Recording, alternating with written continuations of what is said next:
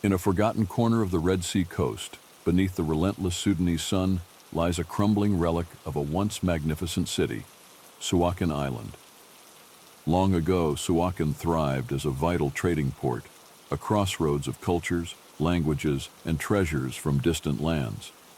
Traders from Egypt, Arabia, and even India passed through its bustling streets, their voices mixing with the call to prayer echoing from grand coral stone mosques.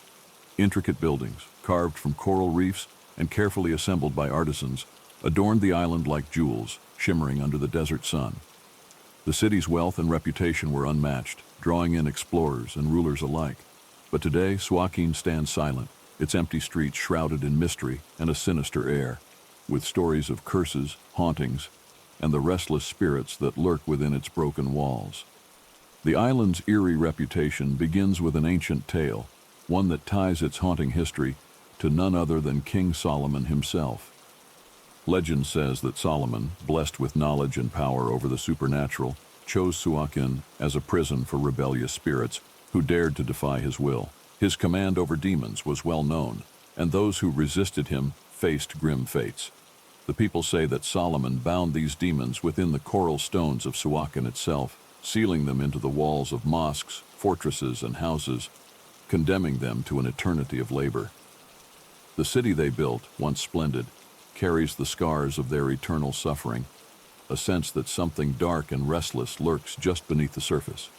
And as the centuries passed, Suakin's reputation as a haunted city grew, fueled by strange occurrences and whispered tales passed down from generation to generation. One of Suakin's most unsettling stories centers on the spirit of Layla, a young woman who is said to wander the deserted docks at night, lost and searching. Layla was the daughter of a wealthy merchant, raised amidst luxury and security within Suakin's golden days. She fell deeply in love with a sailor, a man who traveled the Red Sea's treacherous routes, bringing her small tokens from distant lands with each return. Her father, however, disapproved, forbidding her from marrying a man of the sea, fearing he would lose his daughter to the waves. But Layla's love endured, and she would walk to the harbor each evening, waiting eagerly for the sight of her lover's sail. Then, on a fateful night, a storm tore through the region, and the sailor ship never returned. Consumed by grief, Layla walked to the harbor night after night, her eyes searching the endless horizon for any sign of her love. One evening, she simply disappeared, her footsteps vanishing into the sand. Now locals claim that Layla's spirit still haunts the port, her figure draped in mist, gliding silently between the broken docks. Those brave enough to approach swear they hear her mournful whispers on the wind, calling out to a lover lost to the sea. Other spirits, too, are rumored to dwell within Suakin's shadows, bound by the same curses that fell upon the city centuries ago. Fishermen, who venture close to Suakin's shores under the moonlight, speak of eerie apparitions that drift across the water, their eyes hollow and mournful, their bodies flickering in and out of sight. Some claim to have seen skeletal hands reaching up from the waves, as if grasping for freedom from an unseen prison. Others, who have dared to set foot on the island itself, speak of strange occurrences, shadows that dart between the ruined buildings, ghostly footsteps that follow them even when they're alone, and sudden icy chills that pierce through the sweltering heat of the desert night. A few travelers even report feeling an invisible hand brush against their shoulder, or hearing soft murmurs that seem to come from nowhere, only to fade into the silence as swiftly as they appeared. These experiences leave them shaken, as if Suakin's spirits had reached out to them from beyond, desperate for release from their ancient bondage. One of Suakin's most chilling sights is an old coral stone mosque that has long since fallen into ruin. Locals avoid it, calling it the House of the Cursed, and refuse to enter its broken doors, even in broad daylight. Legends say that this mosque is where Solomon imprisoned the most rebellious of spirits, those who defied him even in chains. Visitors who step inside describe an overwhelming sense of dread, as though invisible eyes are watching them, assessing their every move. Some report hearing faint, guttural voices rising from the crumbling stone walls, their words in an ancient tongue lost to time. A few have been overcome with a suffocating pressure in their chest, as if something dark and malevolent was drawing the air from their lungs. forcing them to flee the cursed structure. Those who return from the mosque speak of nightmares that haunt them for nights on end, filled with images of shadowy figures and ghostly hands reaching out to pull them back. As time passes, Suakin continues to deteriorate, its coral stones slowly eroding under the weight of sun and sea, while the stories of its haunted past linger, refusing to fade. The locals speak of an unearthly energy that surrounds the island, as though it is caught between worlds, held in a state of restless limbo by the spirits bound within its walls. The fishermen keep their distance, and even the most curious travelers rarely spend a night there. Those who do emerge with stories of sleepless nights, plagued by visions and sounds that defy explanation. The people of Suakin's neighboring villages warn that anyone who sleeps on the island is doomed to carry its curse back with them, haunted by the memories of the spirits they disturb. Today, Suakin is a place of silence and shadows, an ancient relic left to the whims of time and legend. Its abandoned streets remain a testament to a forgotten era, a reminder of the city's once glorious past and its mysterious fall. Those who visit are left with an unsettling feeling, as though the ground beneath their feet holds secrets that the island is unwilling to reveal. And when night falls over Suakin, the boundaries between the living and the dead grow thin, as the spirits of its haunted past rise once more, roaming the empty streets, longing for release, trapped in a place forever caught between the light and the shadows of history.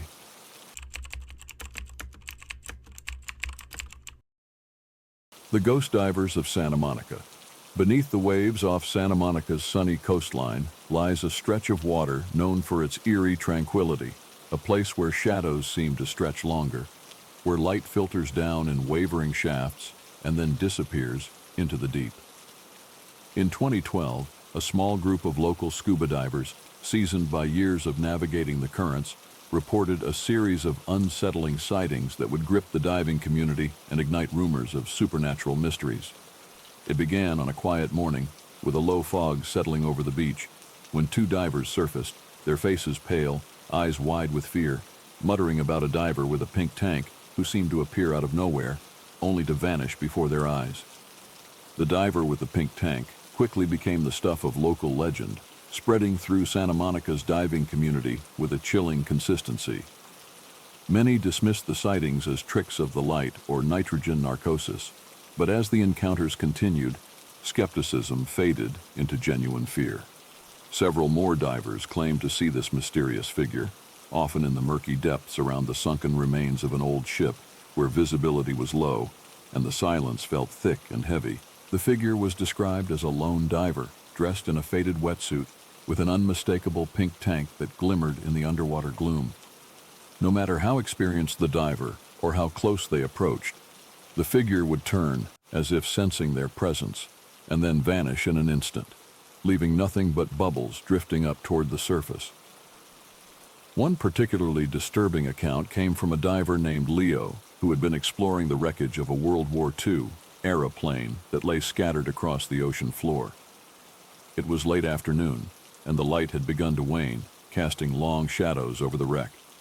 Leo was securing his flashlight to peer into the cockpit when he felt a cold shiver, an unnatural chill that prickled his skin even through his wetsuit. Turning, he spotted her, the diver with the pink tank, hovering in the murky distance, her form strangely translucent, as if she were part of the water itself. Leo's heart raced, but curiosity won over fear, and he swam closer, raising his flashlight to get a clearer look. But as the light touched her, she dissolved into the water, leaving only the ghostly outline of a pink tank shimmering in the darkness. Rumors began to spread that the diver was the spirit of a young woman named Emily, who had vanished off the coast of Santa Monica in the early 1980s. Emily, a passionate and skilled diver, was known for her distinctive pink tank, a gift from her fiancé, who had painted it as a good luck charm. On the day of her last dive, Emily had set out alone, promising to return within the hour. But when she failed to resurface, a frantic search ensued. Divers combed the coastline, rescue boats scoured the area, and helicopters scanned the ocean from above. But there was no sign of her. After weeks of searching, Emily was declared lost at sea. her pink tank becoming a haunting symbol of her disappearance. In the years following her disappearance, stories of sightings began to emerge. Fishermen spoke of seeing flashes of pink below the waves on calm nights, and beachgoers claimed they saw a lone figure bobbing in the water at dawn, only to vanish in the blink of an eye. But it wasn't until 2012 that these sightings became more frequent, with divers now encountering the ghostly figure underwater, and the legend of the ghost diver of Santa Monica took on a life of its own. The most terrifying encounter happened late one evening during a night dive, when a group of divers led by an instructor named Marcy decided to explore the infamous site of the sightings. Armed with bright lights, they descended into the dark waters, the beam from their flashlights cutting through the dense blackness. The silence was thick, broken only by the sound of their own breathing as they moved deeper, feeling the weight of the water pressing around them. And then, out of the shadows, she appeared. Her pink tank glowed faintly in the dim light, casting an eerie hue over the ghostly figure. She drifted closer, her face obscured by a tangle of hair, her movement strangely smooth, as if she were gliding through the water without effort. Marcy, feeling an unnatural chill spreading through her veins, raised her hand in a tentative wave, hoping to signal that they were friendly. But the figure tilted its head, as though regarding them, and then extended a pale, gloved hand toward Marcy. Terrified but transfixed, Marcy extended her own hand, and just as their fingers nearly touched, the ghostly diver dissolved into the water, leaving only an icy current in her wake. Shaken, Marcy and her team surfaced, each unable to shake the feeling that they had brushed against something beyond understanding, something that didn't belong in the world of the living. Since then, divers have avoided the area at night, with many claiming that the ghostly diver is seeking something, perhaps closure, perhaps a final resting place, or perhaps even a companion to join her in the endless depths. Some believe she's trapped in a loop, eternally retracing her last dive, hoping to reach the surface that she never found. Others insist that approaching her brings bad luck, that any diver who gets too close will find themselves cursed with strange equipment malfunctions, inexplicable cold spots, and a sense of dread that lingers long after they've left the water. To this day, divers off the coast of Santa Monica still tell stories of Emily, the ghost diver with the pink tank, her memory preserved in the chilling tales shared by those who claim to have seen her. And though her story has faded into local legend, there remains an unspoken fear that she lingers in the depths, watching, waiting, a silent specter bound forever to the sea that claimed her. And as the sun sets over Santa Monica's waters, painting the waves in hues of pink and gold, some say you can still catch a glimpse of her, a shadow slipping just below the surface, her pink tank glowing faintly against the deepening blue of the ocean.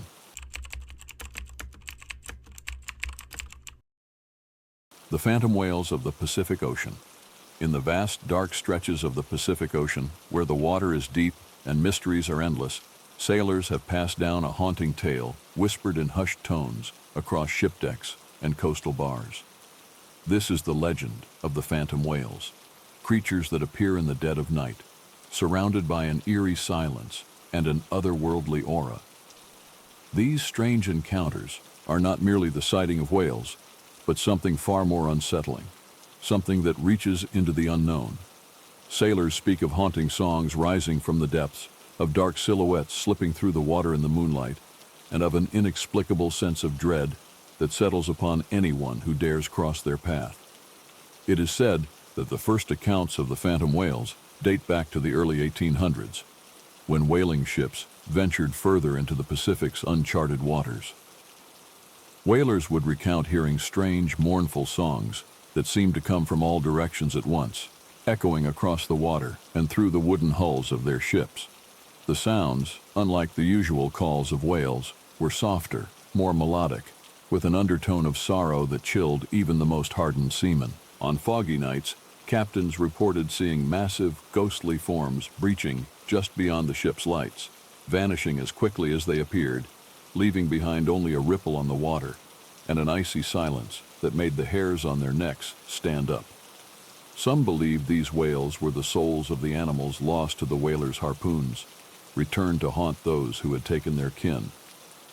One infamous encounter took place in the 1920s aboard the freighter Sea Raven Asterisk, a sturdy ship that was halfway through a supply run from Hawaii to Japan.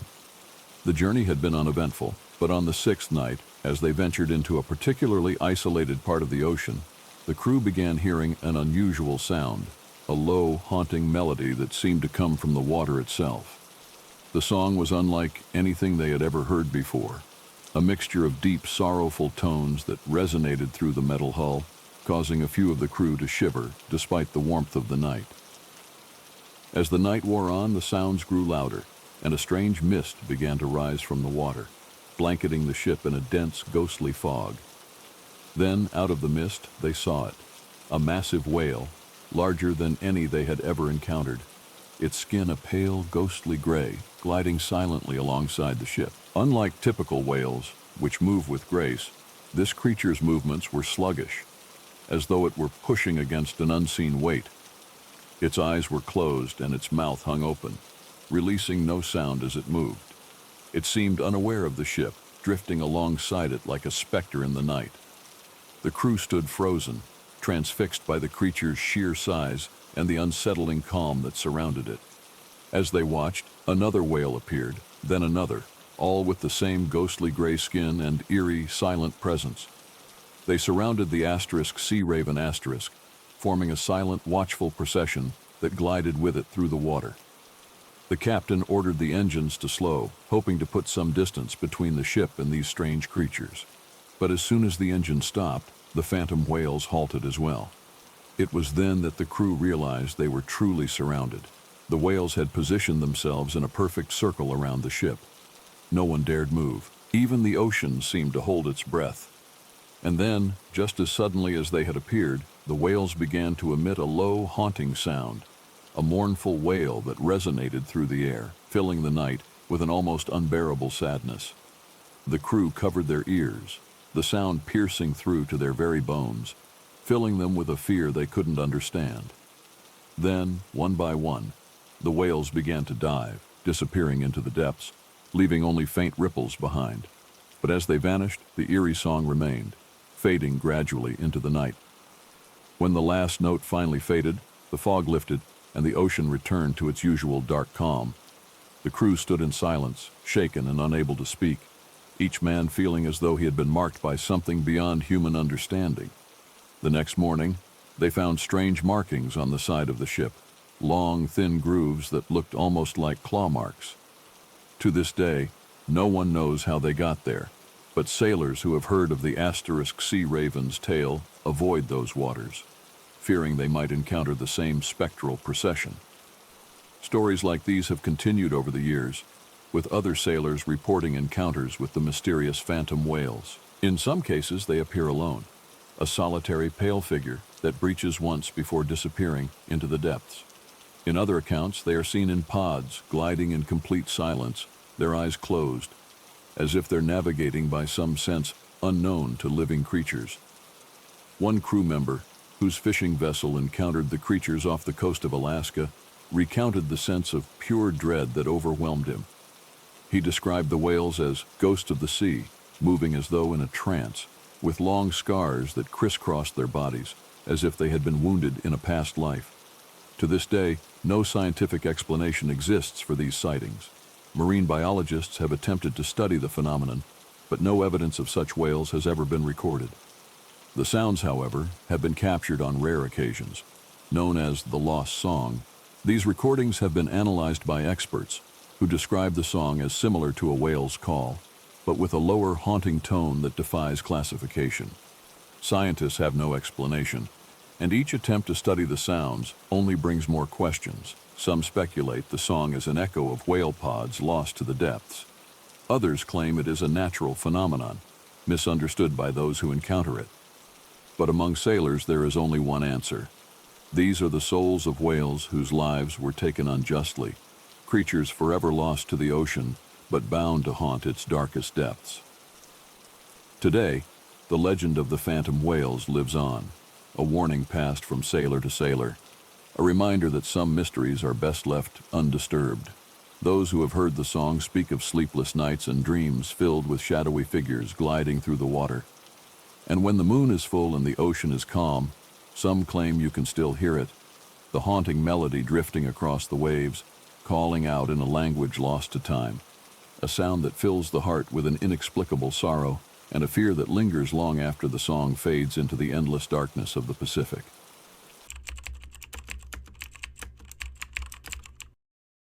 The mysterious fire on the open sea.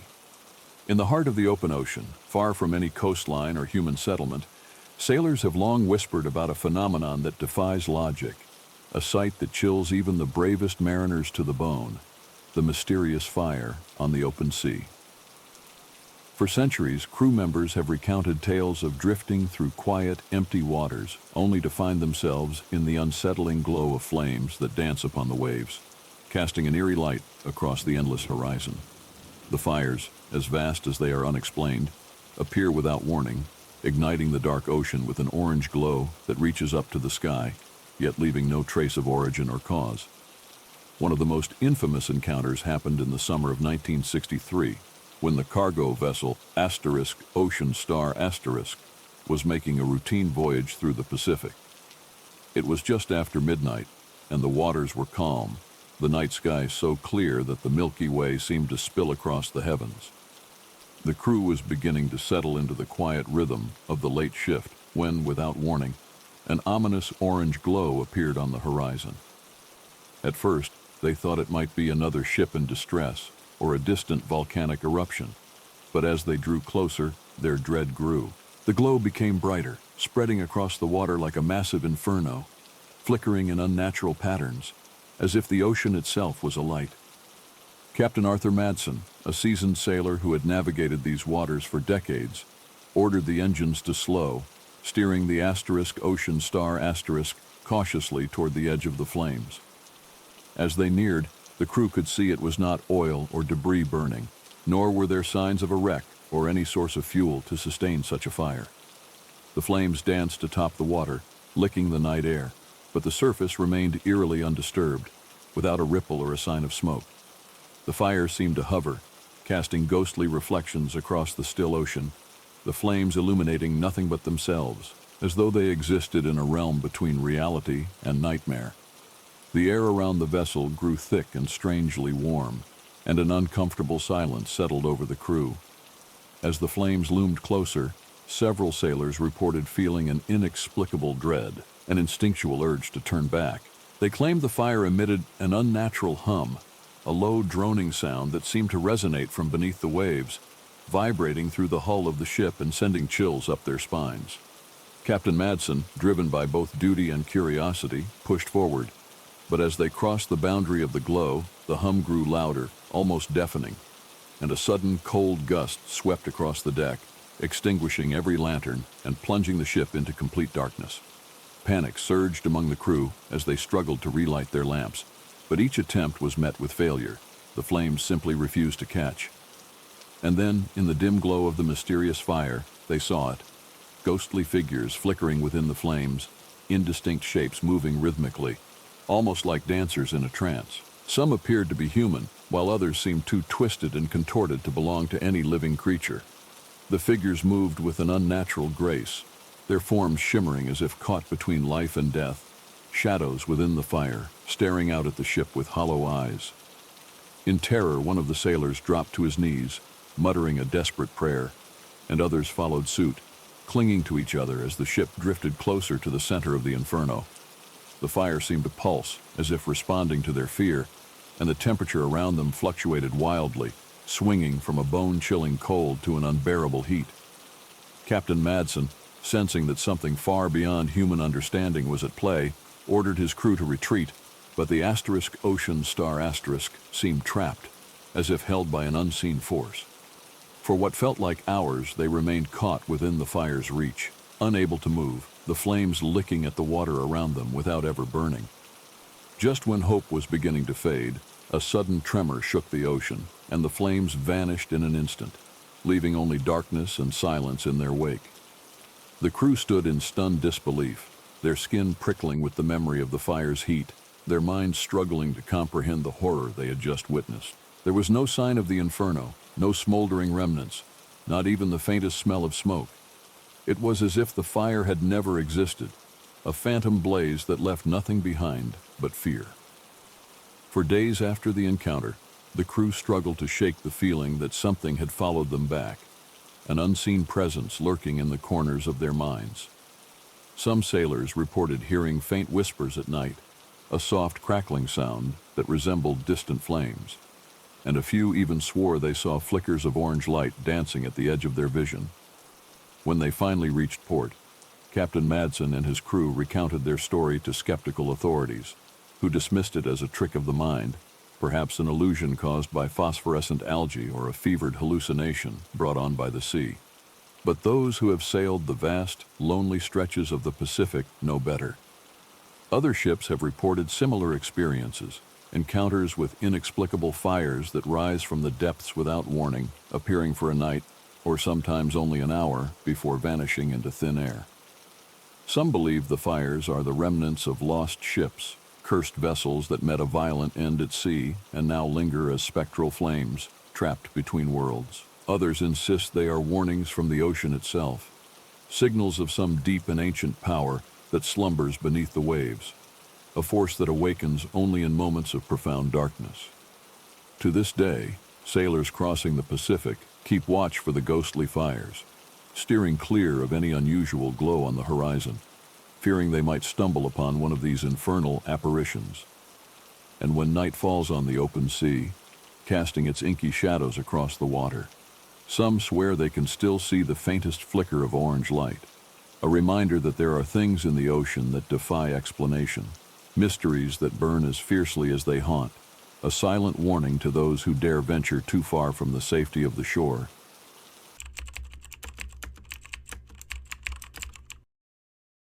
The vanishing townsfolk of a coastal village.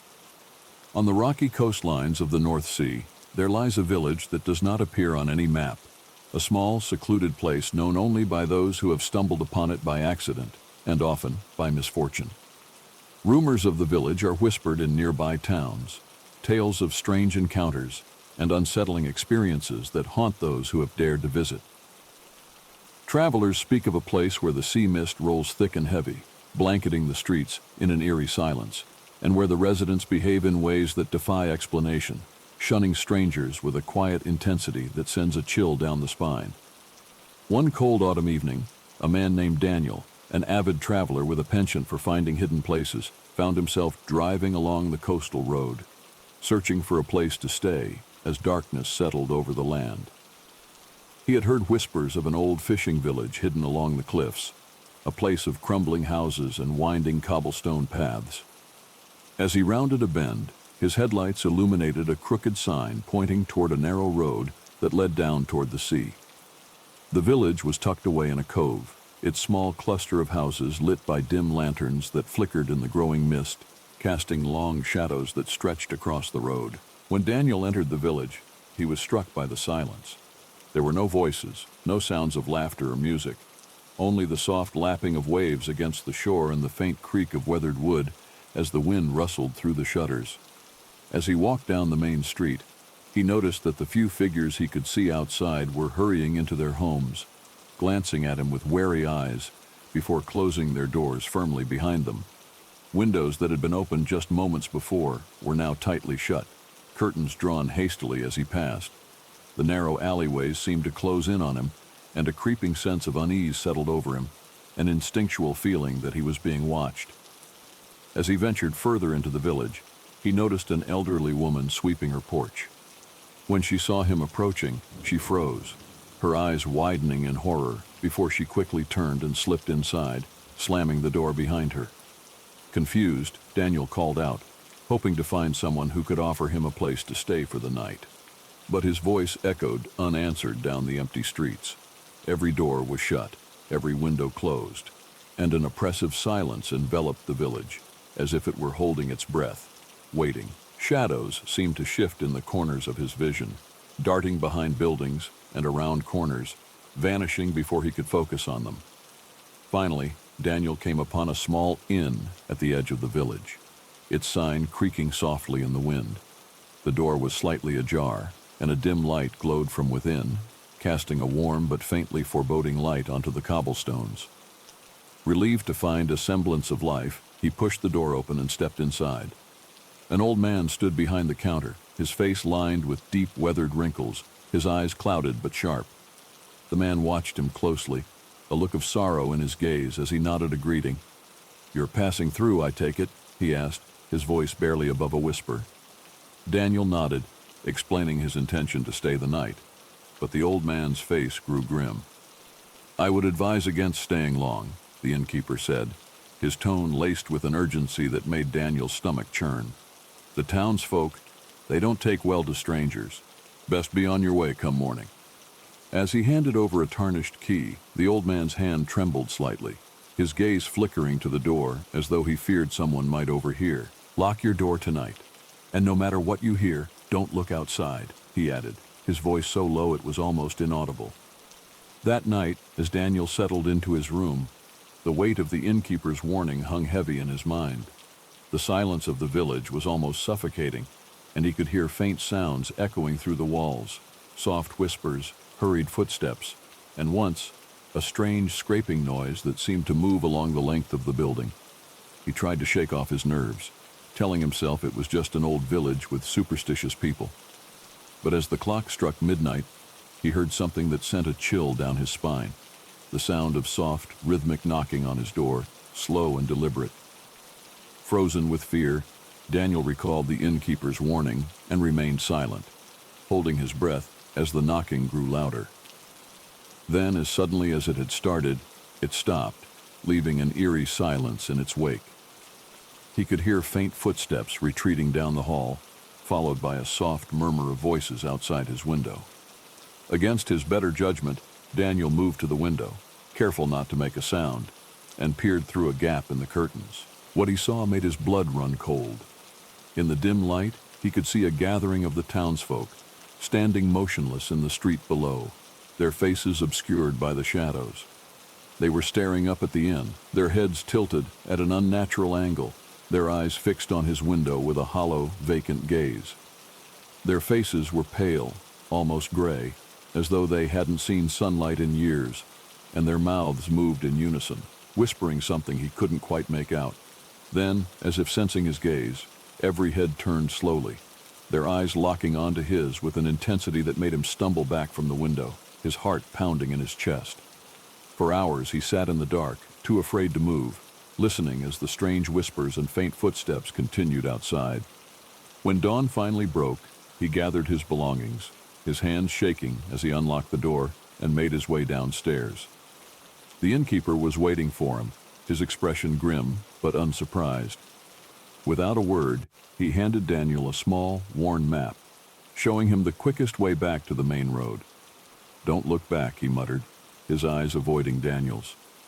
"Some places are not meant for the living." As Daniel drove away from the village, he could feel a heavy weight lifting from his chest, but he couldn't shake the feeling that he was being watched. In his rear-view mirror, he saw the faint outline of the village fading into the distance, shrouded in mist. And just before it disappeared entirely, he thought he saw the townsfolk once more, standing at the edge of the road, their hollow eyes fixed on him with a look that was neither welcoming nor human. To this day, Daniel cannot shake the memory of that night. He avoids coastal villages, haunted by the image of those pale, unblinking faces and the eerie silence that had swallowed the town whole. Others who have heard his story often dismiss it as a trick of the imagination, a tale told by an overzealous traveler. But for those who dare to wander the coasts alone, there remains an unspoken rule. Should you find a village where the doors shut tight and the curtains close upon your arrival, turn back and leave without delay, for some places guard secrets that should never be disturbed, and some residents may not be as alive as they seem.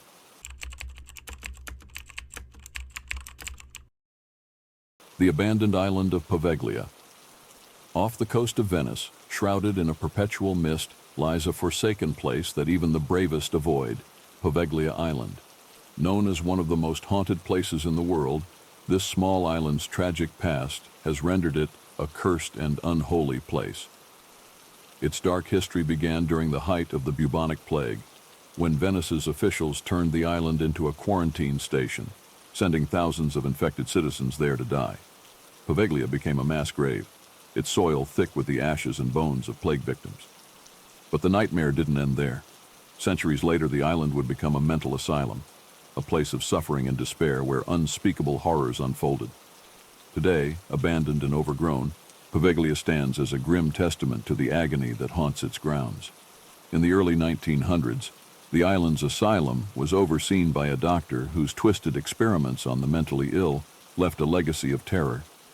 This doctor, known only through fragmented records, was infamous for his cruel practices, using primitive tools and procedures on patients under the guise of finding a cure for insanity. He would perform lobotomies, often without anesthesia, on screaming patients whose cries echoed across the water. Driven by his own dark obsessions, he conducted experiments in a secret tower, rumored to be a place of torture where he claimed he could reach the core of madness. Legend has it that one night, overwhelmed by the spirits of those he had wronged, the doctor climbed to the top of the bell tower and threw himself off, ending his life in a violent fall. Locals say he didn't die instantly. He lay broken and gasping, seeing twisted faces of the souls he had tormented, until finally a heavy mist descended and he breathed his last breath. In the years following his death, the asylum was abandoned, left to rot and decay as nature took over. But the spirits of Poveglia, restless and vengeful, never left. Fishermen avoid its shores, and even seasoned sailors keep their distance, claiming to hear anguished cries drifting over the water at night. Those few who have dared to set foot on the island describe a sense of oppression, as if the air itself is thick with suffering and despair. The buildings, covered in vines and crumbling from years of neglect, loom like silent witnesses to the horror they once contained. Inside, the walls are marked with scratches, as if desperate hands had clawed at them, trying to escape. The scent of decay lingers in the air, mingling with a faint, sickly sweet smell that no one can quite place.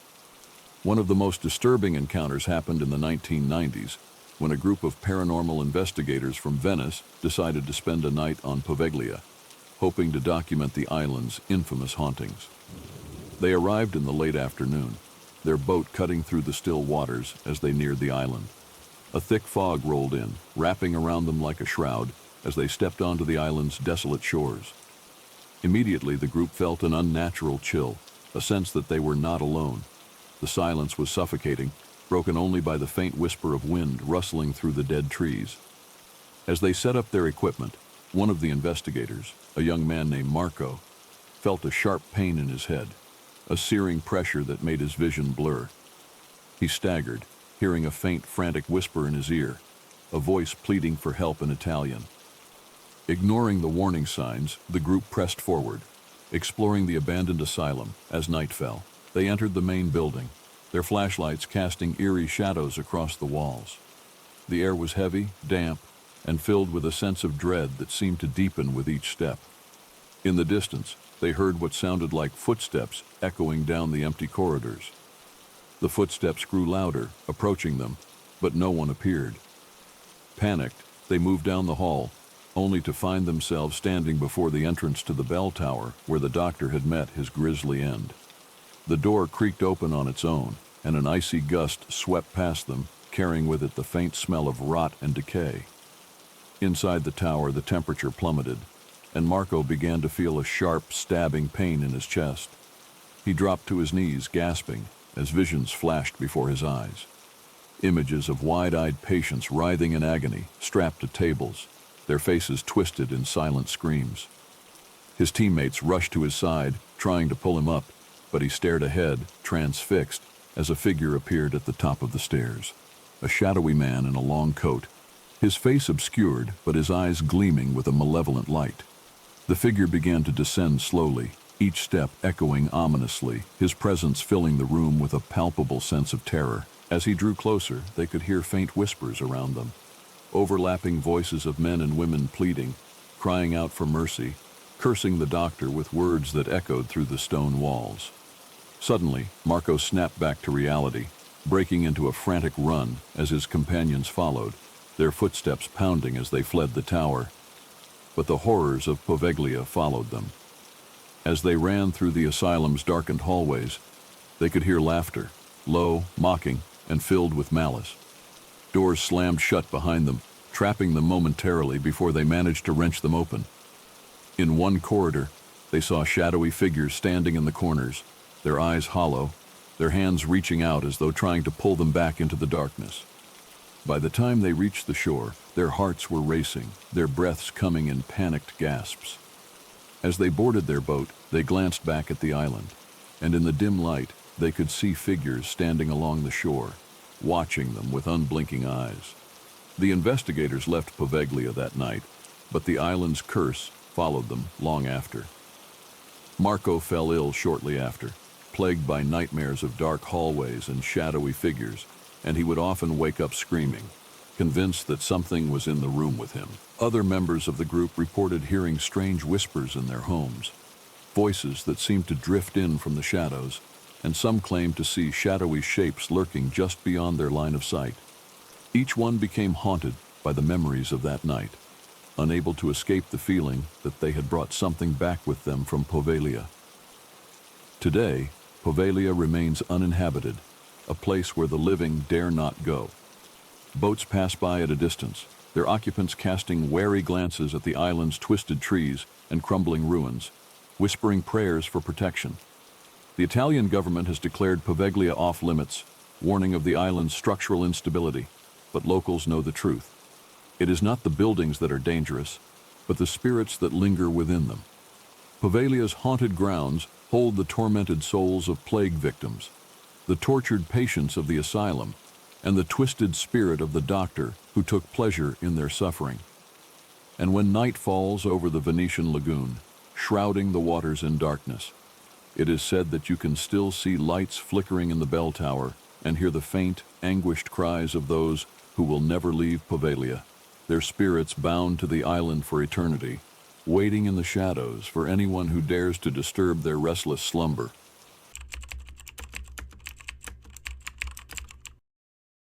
The legend of the Lusca in the Caribbean.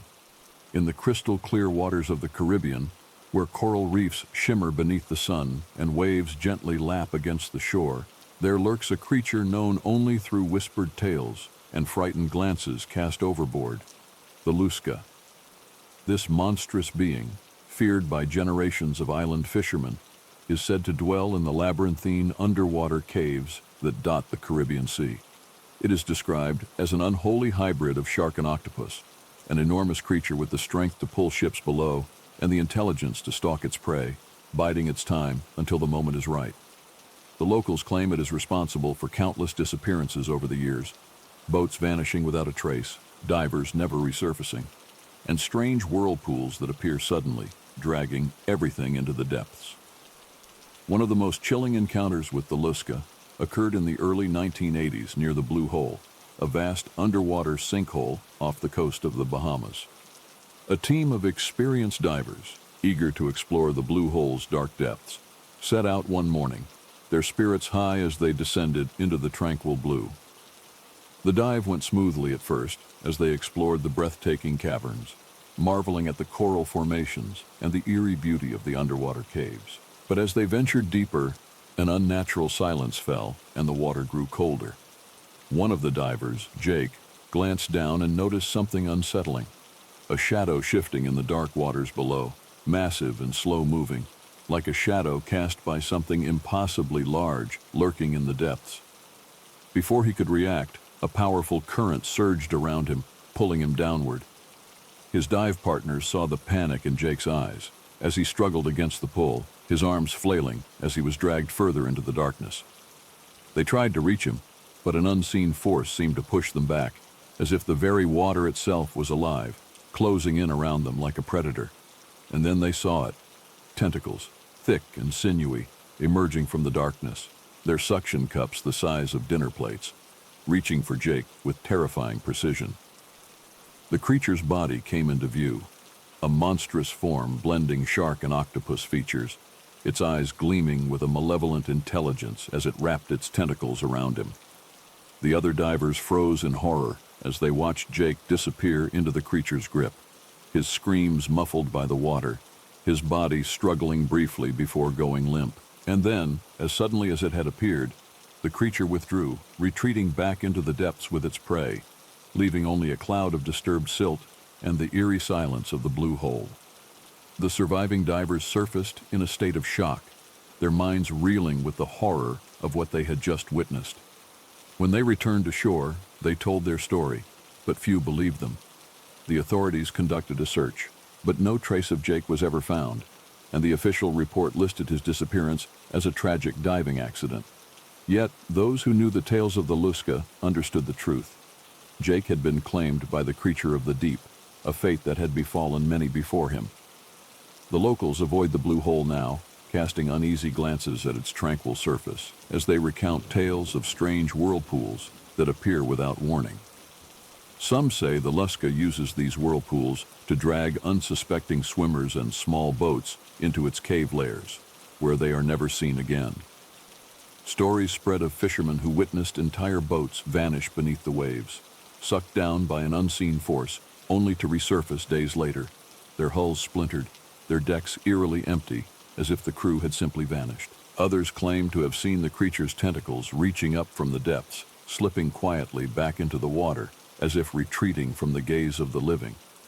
One particularly disturbing tale involves a young fisherman named Leo, who had grown up hearing the legend of the Luska. Ignoring the warnings of his elders, he set out one evening to fish near the blue hole, determined to prove that the stories were mere superstition. As night fell, an unnatural calm settled over the water, and the familiar sounds of the sea faded into silence. The stars above seemed to dim, casting the ocean into an ominous darkness. Suddenly, a massive ripple disturbed the surface, sending waves crashing against Leo's small boat. He looked overboard and saw a shadow moving beneath the water. So vast, it blotted out the moon's reflection, a darkness that seemed to pulse with life. In the next instant, a massive tentacle shot up from the depths, wrapping around the boat with terrifying force. The wood groaned under the pressure, splintering as Leo fought to free himself. But the Luska was relentless, dragging the vessel toward the center of the blue hole. Desperate, Leo grabbed a knife and slashed at the tentacle, his heart pounding as he hacked at the thick, rubbery flesh. The creature let out a deep, resonant groan, a sound that vibrated through the water and into Leo's bones, filling him with a primal fear that left him paralyzed. Then, in one powerful motion, the creature pulled the boat under, plunging it into the dark water. Leo was found the next morning, floating unconscious on a piece of driftwood, his boat nowhere in sight. He was muttering about the Luska, his eyes wide with terror, and he never returned to the sea after that night. The villagers, who knew the legend well, did not question his story. They simply nodded in grim understanding. From that day on, Leo became a broken man, haunted by nightmares of tentacles and dark water, and the memory of that low, terrifying groan that filled his dreams. Today, the legend of the Luska remains strong in the Caribbean, passed down from one generation to the next.